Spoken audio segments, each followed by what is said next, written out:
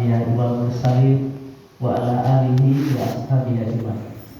Asyhadu an la ilaha illallah wa asyhadu anna Muhammadar Rasulullah sallallahu alaihi wasallam la nabiyya ba'da amma ba'd.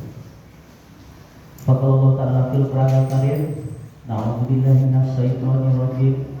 Bismillahirrahmanirrahim. Innallaha la yaghfiru an yushraka bihi wa yaghfiru ma duna zalika liman yasha wa may yusyrik billahi faqad tara isman azima. Shadaqallahul azim. Sesungguhnya Allah tidak akan mengampuni dosa karena mempersekutukannya atau dosa syirik, dan Dia mengampuni apapun dosa yang selain syirik itu bagi siapa yang dikehendaki.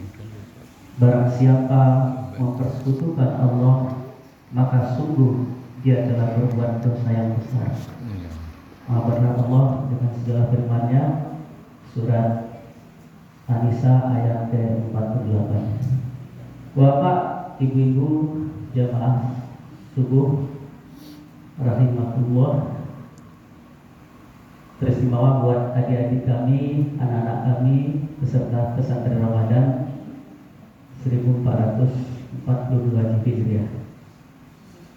Bapak-bapak, ibu-ibu yang kami hormati, yang dirahmati Allah, pertama puji dan syukur tentu kita panjatkan kehadirat Allah atas segala nikmat yang Allah berikan sehingga pada hari ini kita masih diberikan kekuatan, terutama kekuatan iman ya, dan kesehatan untuk menjalankan ibadah puasa di bulan Ramadan 1442 Hijriah.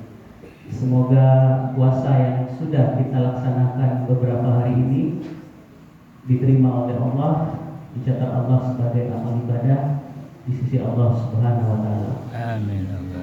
Selanjutnya selawat dan salam pada Nabi kita Nabi Muhammad sallallahu alaihi wasallam. Allahumma shalli ala Muhammad wa ala Muhammad.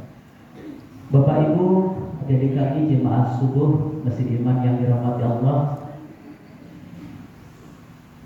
dalam ceramah singkat kita yang lebih kurang 15 menit ini, kami sengaja mengambil dasar dari Al-Quran surat An-Nisa ayat 48 dalam rangka mengingatkan kita tentang bahaya syirik.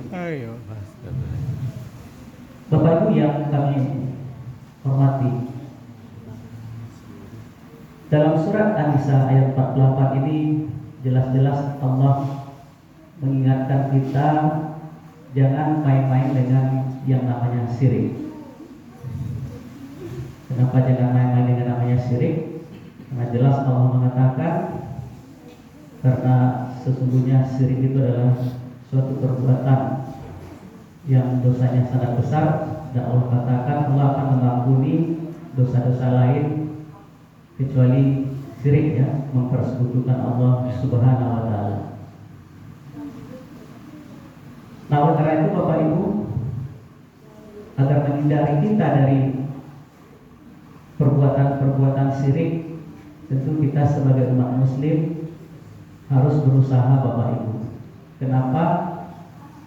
Akan banyak hal-hal, kejadian-kejadian, peristiwa-peristiwa yang nantinya akan mendorong kita, membawa kita kepada perbuatan-perbuatan syirik. Nah, oleh karena itu dalam ceramah singkat ini sengaja kita angkat dua hal Bapak Ibu untuk menghindari diri dari perbuatan syirik. Yang pertama, jangan sampai terjebak dengan hal-hal yang berbau syirik. Nah, jadi saya mengatakan jangan sampai terjebak, karena yakin kita Bapak Ibu umat Islam ini, kalau ada terang-terangan orang mengajak kita untuk berbuat syirik, pasti kita tolak Bapak Ibu ya. Jadi kecil orang Bapak Ibu, kalau kita pertuhankan, jadikan Tuhan batang kayu tua. Aku yakin asal nama umat Islam tidak kenal Bapak Ibu, karena itu sangat nyata. Tapi yang dilakukan orang apa Bapak Ibu? Berusaha menjebak kita umat muslim ini untuk melakukan perbuatan-perbuatan syirik. Itu dibungkus dengan hal-hal yang kelihatan tidak syirik, kelihatan syariah, kelihatan syar'i, padahal sesungguhnya itu adalah perbuatan-perbuatan syirik. Itu yang banyak sekarang Bapak Ibu. Misalnya apa Bapak Ibu? Mungkin sering juga kita baca di media sosial pesan-pesan yang mungkin isinya tausiah Bapak Ibu, mengajak kepada sesuatu yang benar ya menurut Allah Subhanahu wa taala, mengajak kita melakukan suatu hal kebaikan-kebaikan. Tapi di ujung pesan itu Bapak Ibu ada pula dituliskan, kalau tidak disebarkan ke 100 orang, nanti kamu celaka misalnya. Itu kan itu sudah salah satu jebakan-jebakan kita untuk melakukan kesyirikan ya, mensekutukan Allah. Seolah-olah apa yang terjadi ke depan itu ditentukan oleh yang membuat pesan, mungkin termasuk juga kita kalau kita teruskan ke orang lain Bapak Ibu. Pesannya bagus ya, tapi ujung-ujungnya yang nggak enak di bawah itu dibaca ya. Jadi kalau Bapak Ibu sebar saja pesannya lalu hilangkan kalimat-kalimat seperti itu, tidak ada masalah. Tapi ketika kita sebar juga pesan yang sama, itu sesungguhnya kita sudah terjebak juga ikut melakukan kesyirikan atau menyekutukan Allah. Seolah-olah ya, kalau tidak disebar ke 100 orang, ke 10 orang, cilako Bapak Ibu. Apakah jumlah pesan yang kita kirim itu menentukan hidup kita? Tentu tidak Bapak Ibu. Tentu Allah Subhanahu wa taala yang menentukan apa yang akan terjadi. Itu salah satu contoh Bapak Ibu ya. Salah satu contoh. Jadi kalau dituliskan orang, hidup kita ditentukan oleh pesan yang kita kirim. Ini mungkin kita akan tolak Bapak Ibu. Itu syirik ya. Masuk ya pesan yang menentukan itu ya Pak, ya tak? Atau hidup orang lain misalnya. Yang berikutnya Bapak Ibu, jangan sampai kita terjebak kepada malah perbuatan-perbuatan yang seolah-olah kita menjadi Tuhan bagi orang lain Bapak Ibu. Misalnya kalau tidak diampun, tidak jadi orang pada sering juga kita dengar Bapak Ibu orang bicara seperti itu. Kalau tidak diampun, tidak ke kayu yang ini misalnya. Kalau tidak diampun, tidak ke pandainya misalnya. Itu sesungguhnya ucapan-ucapan yang akan menjebak kita mensekutukan Allah ya. Kalau itu bahayanya kalau dia mengucapkan seolah-olah dia jadi Tuhan Bapak Ibu. Kalau sama juga Fir'aun ya, nah. Ya. Nah apalagi Bapak Ibu, mungkin anak-anak kami sering kita dengar ya, mungkin tangka ya kawan atau ada kesetnya Bapak Ibu apa aja tuh sirik semuanya nah. Ya, hati-hati menggunakan kata sirik ya, mungkin maksudnya iri ya. Jadi kalau ada yang mendengar anak kita yang mengatakan seperti itu, ingatkan ke dia, oh ya aku yang disebut itu ya, sirik itu mensekutukan Allah. Kalau ada kawan yang mungkin merasa kurang senang, itu iri mungkin maksudnya, hanya iri segambung apa, aku lebih pandai mungkin misalnya, ya. Atau aku lebih pandai menjawab pertanyaan guru misalnya, mungkin ini bukan sirik ya, anak-anaknya ini sering juga ini, ya sirik senyum mencelia, ya itu hati-hati Bapak Ibu, karena sirik itu maknanya adalah menyekutukan Allah, ya apakah menyekutukan Allah secara wujud maupun sifat Bapak Ibu. Jadi kalau ada orang yang lamaran sama dengan Allah, ya merasa maha pemberi bulan, maha menentukan, itulah Allah Subhanahu ya, dia sudah menyekutukan Allah. Jadi pertama Bapak Ibu, kita harus berusaha menghindari diri dari jebakan-jebakan syirik ya. Termasuk juga dalam berusaha Bapak Ibu ya, misalnya kalau wak sakit, enak, baik baru enak, tanya di kawan, baru Nah cegah alam seorang santian dokter tuh ya. Dokter tuh di dokter tuh cegah Allah tuh bahaya juga Bapak Ibu. Jadi itu ucapan-ucapan nantinya akan menjebak kita untuk mengarah kepada perbuatan syirik. Atau dalam masyarakat Bapak Ibu, kita juga sering dengar ketika seseorang mengalami kesulitan lalu diajak oleh kawannya untuk menemui siapa Bapak Ibu?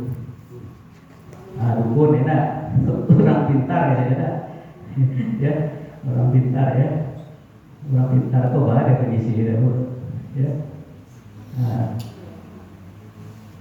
Lalu apa yang mendorong kita atau saudara kita mendatangi para dukun, ya? Yang mungkin dukun itu juga dia seolah-olah syariah Bapak Ibu, padahal tidak. Misalnya hati-hati juga kita. Apa bahasa yang sering dipakai orang Bapak Ibu? Nggak apa ada paijo lah kasinan. Sekedar melape WW. Nah itu sudah ya Bapak Ibu ya. Jadi ketika kita datangi dukun itu dan dengan izin Allah sebenarnya berhasilnya Bapak Ibu agak mirip lah ya enggak? Apa yang mau pikir saat mulai di kecilnya atau penyambung hasilnya dapat Haji. Itu sampai ya. Mungkin apakah dengan bantuan setan dan seterusnya Bapak Ibu ya. Kekecilan itu sampai ya. Itu sesungguhnya Bapak Ibu meskipun Bapak Ibu kita mengatakan sekedar melampaikan WW, itu sesungguhnya kita sudah melakukan perbuatan syirik pada Allah Subhanahu wa taala.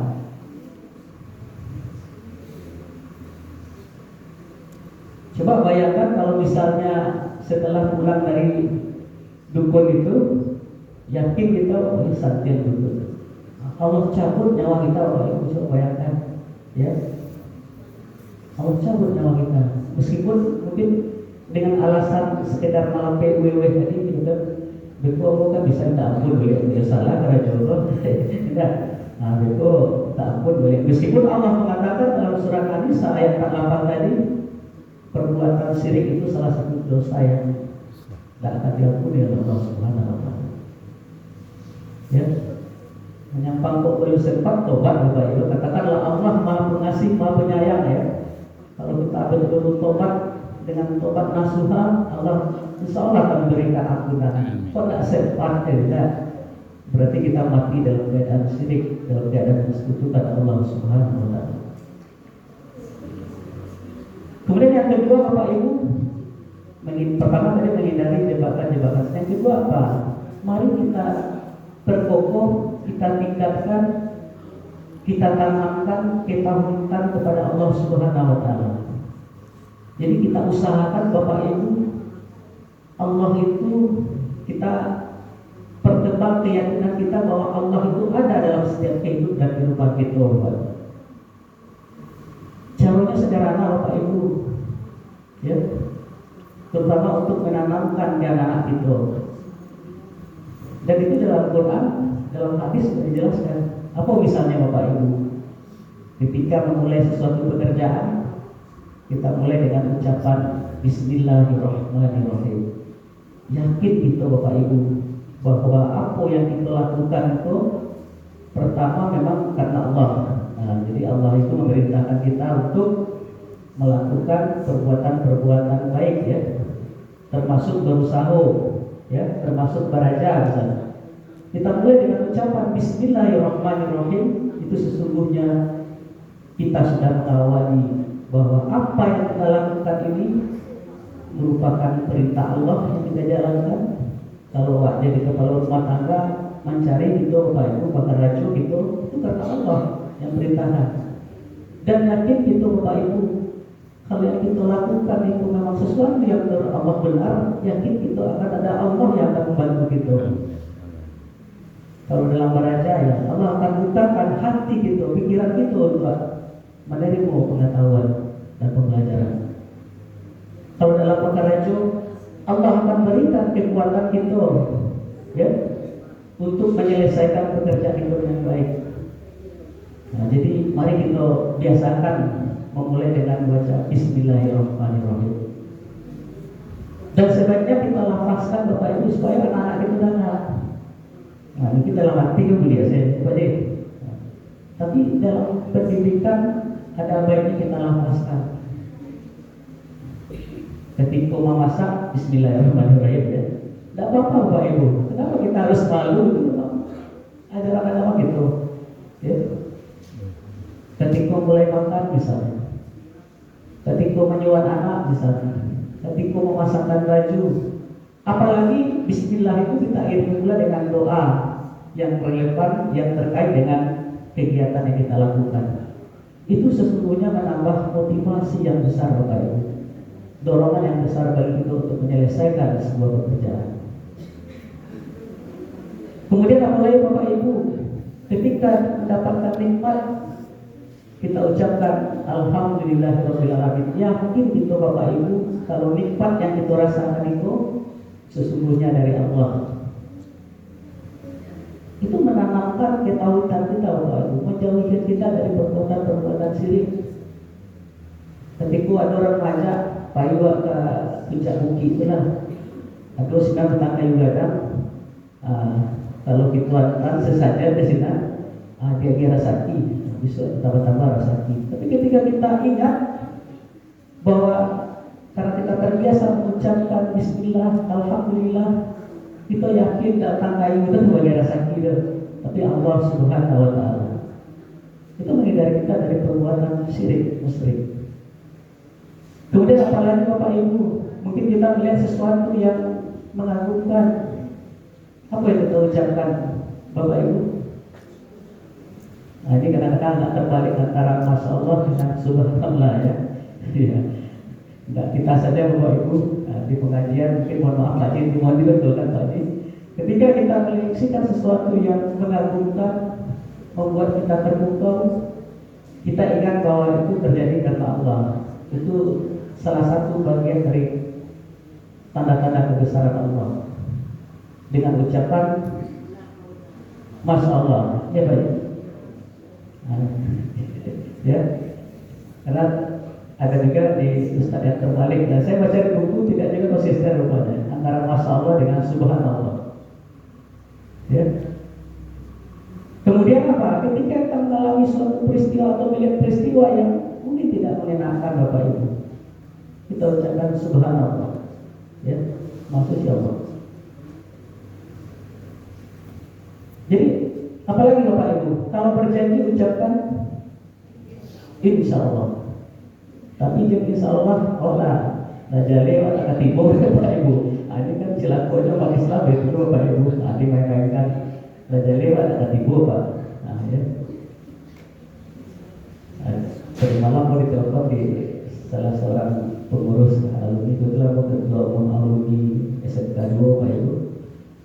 Ketua Selasa Pantuan sama ketua di Pastor.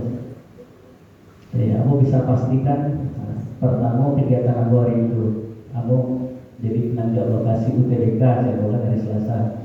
Itu dari 11 subuh biasanya sampai menjelang maghrib baru selesai kerjaan itu. Jadi kalau janji datang nanti aku usahakan sholat. Jelaskan itu apa itu. Ya. Tapi berarti dia tidur. ADP undangan barangnya hari Minggu misalnya. Serang Jakarta, insya Allah kalau baik ya bukan gue ya. Oke, cek aku ada rencana ke Jakarta. Ya, tanggal sekian itu mungkin ke Jakarta. Tapi kalau berubah rencana, insya Allah boleh doa. Tapi Bapak Ibu dengan membiasakan ucapan insya Allah itu kita sesungguhnya meyakini bahwa yang akan terjadi ke depan itu Allah yang menentukan, Bapak Ibu. Allah yang menentukan.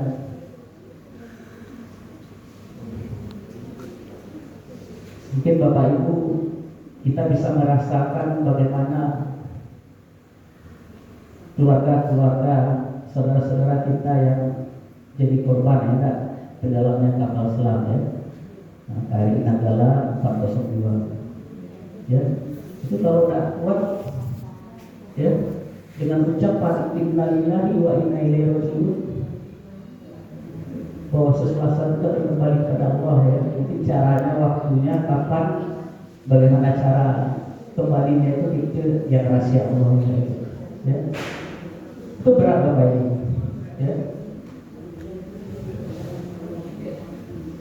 Ketika hilang rasa-rasa berlaku, enggak.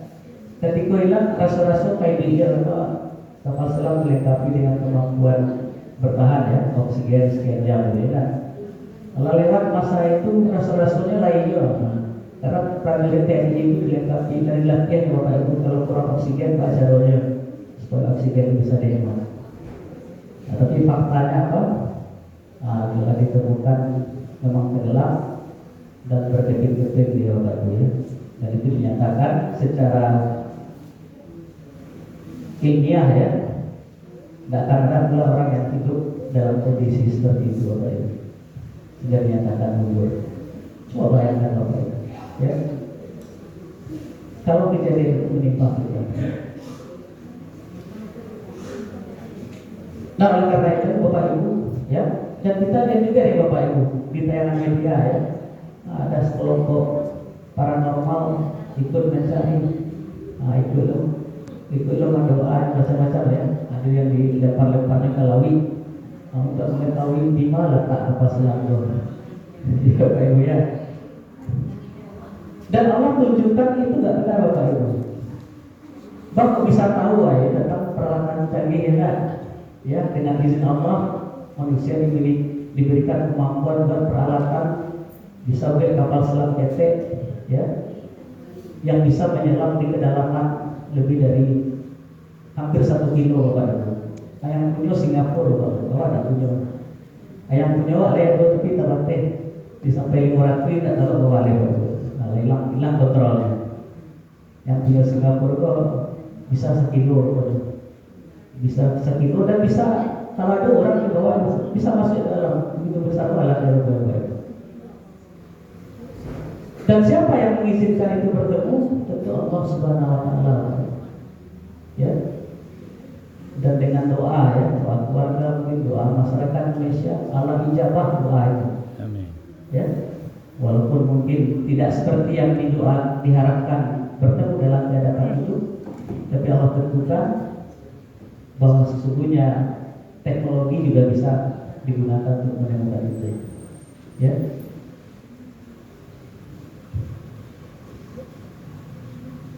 Nah kalau misalnya dalam peristiwa ini kita juga bisa sirik Bapak Ibu, ya. Di ada kapal selam Singapura bertemu ini. Tapi kalau kita iringi alhamdulillah, ya, walaupun dengan keadaan seperti itu, kapal selam telah ditemukan dan dipastikan posisinya di mana, Indonesia seperti apa. Jadi ucapan Bismillah, Alhamdulillah, Innalillahi, lalu ucapan Masya Allah, Subhanallah, ya Insya Allah, itu sesungguhnya ucapan-ucapan yang dapat memperkokoh ketauhidan kita kepada Allah Subhanahu wa taala.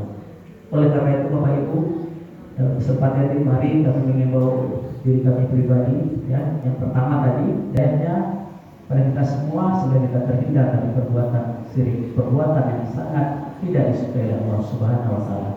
Biar saja Bapak Ibu, mohon maaf jika ada hal yang kurang pada tempatnya. Bila hidayah, assalamualaikum warahmatullahi wabarakatuh.